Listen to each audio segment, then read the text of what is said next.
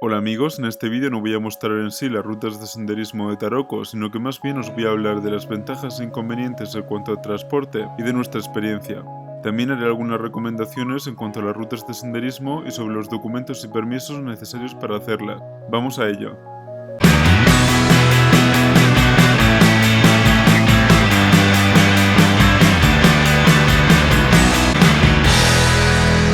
Empecemos con algunos datos interesantes. Taroko significa magnífico y espléndido en el idioma Truku, una tribu aborigen de las 12 reconocidas en Taiwán y que de hecho reside en el área. Este es el segundo parque nacional más grande de la isla después de Yusan. La garganta de Taroko está compuesta principalmente de mármol, como resultado de las transformaciones realizadas durante cientos de millones de años de los sedimentos oceánicos.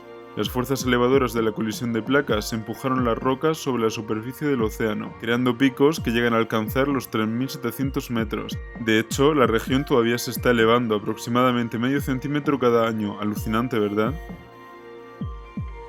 Y ahora tratemos el tema del transporte. En la oficina de turismo nos recomendaron tomar el shuttle bus turístico. Con el precio del ticket puedes subir y bajar del bus en las diversas paradas del trayecto que corresponden a las rutas de senderismo o puntos de interés. Existen tickets de un día por el precio de $250 taiwaneses y tickets de 2 días por el precio de $400 taiwaneses. La principal ventaja es el precio, y los inconvenientes son la baja frecuencia de buses y la actitud de algunos conductores que deja bastante que desear. Y esto lo digo por nuestra experiencia.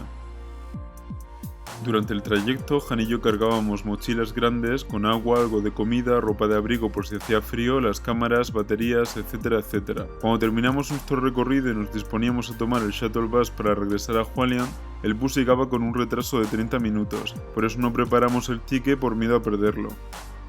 Cuando llegó, saqué mi ticket y Han se puso a buscar el suyo pero no lo encontraba. Subí al bus y le preguntó amablemente al conductor si podíamos subir y mostrárselo en cuanto lo encontrase. Con un mal gesto me gritó en mandarín "¡Rápido, rápido!" cuando intentaba mostrarle mi ticket, y a Han le dijo que no se sentase y que buscase el ticket frente a él.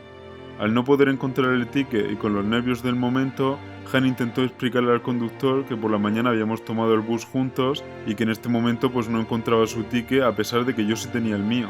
El conductor frenó en seco en medio de la carretera y le dijo a Han que si no tenía ticket tenía que comprar otro o bajarse del bus allí mismo. Solo en ese momento Han alzó el tono y le dijo que cómo le iba a dejar en medio de la carretera en una zona donde solo hay espacio para el tránsito de vehículos, y además hablándole tan groseramente sin ninguna razón. Dada la situación, le dije que comprase un ticket y que siguiese buscando el suyo sentado. Finalmente encontró su ticket en el bolsillo interior de su abrigo, donde nunca tiene acostumbrado a meter nada, pero esta vez con el miedo a perderlo. Lo guardó en ese bolsillo y lo había olvidado por completo. Entonces se dirigió al conductor con su ticket y le pidió que le reembolsase el que había tenido que comprar. Y el conductor le dijo que para tener la devolución tenía que escribir una reclamación en taquilla, y eso fue lo que hicimos. Nos devolvieron el dinero además de una disculpa por parte de la empresa, pero nos dejaron un mal sabor de boca. Las otras opciones de transporte son alquilar un coche, algo que no recomiendo porque, como ya he dicho, es una zona muy escarpada donde pasan camiones y buses a velocidades un poco rápidas. El taxi no es una opción porque sería demasiado caro. Desde mi punto de vista y también el de otros viajeros, como he podido comprobar en TripAdvisor, la mejor opción es un tour guiado con guías locales. Hay algunas empresas que incluyen el transporte, las comidas, te ayudan con los trámites de formularios necesarios en algunas rutas y te guían por esos lugares que ellos conocen como la palma de su mano. Los precios pueden variar entre 50 y 200 euros por persona, pero tienes la seguridad que conlleva una visita guiada, además en inglés, en un grupo reducido con un vehículo esperándote en cada parada. Ahora me gustaría hacer una pequeña diferenciación de las rutas de senderismo dependiendo de vuestras necesidades o preferencias. Si viajáis con niños o personas mayores, podéis hacer el del Santuario de la Eterna Primavera. Cuando hice el viaje la ruta estaba cerrada, pero actualmente está abierta al público. Tiene más o menos 1,5 kilómetros y se puede hacer perfectamente en 30 minutos. La Gruta de las Golondrinas también es muy accesible y tiene una distancia de 1,5 kilómetros. Para los más experimentados os recomiendo el Chuilu Old Trail. Chuilu Old Road forma parte del Old Cross Hehuan Mountain Road, una conexión importante entre los pueblos Truku. Originalmente el camino trazado en el acantilado tenía solo 30 centímetros de ancho, apenas lo suficiente para 2 pies de lado a lado. En 1917 los japoneses reclutaron a hombres indígenas locales y expandieron el ancho del sendero a 1,5 metros.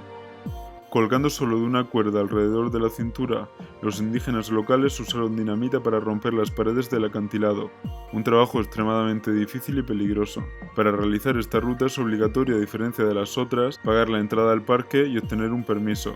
El proceso se puede realizar online y el precio total es de $200 taiwaneses. Por motivos de seguridad, la afluencia diaria está limitada a 96 personas en días de la semana y a 156 personas los fines de semana y días festivos. Eso hace que pagar la entrada deba hacerse con varias semanas de antelación.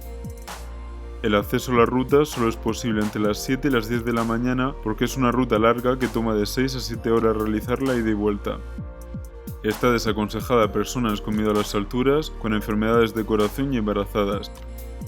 Cuando hice este viaje no sabía que era necesario solicitar un permiso con semanas de antelación y al presentarme allí me dijeron que no podía entrar. Después de toda esta información, espero que este vídeo os haya resultado interesante y que os sirvan mis consejos si tenéis planeado visitar Taroko. Un día de estos os sorprenderé con vídeos realizando estas rutas. Aquí acaba el vídeo, nos despedimos de Taroko y de Hualien y ponemos rumbo a Kaohsiung. Un saludo y nos vemos en el próximo vídeo.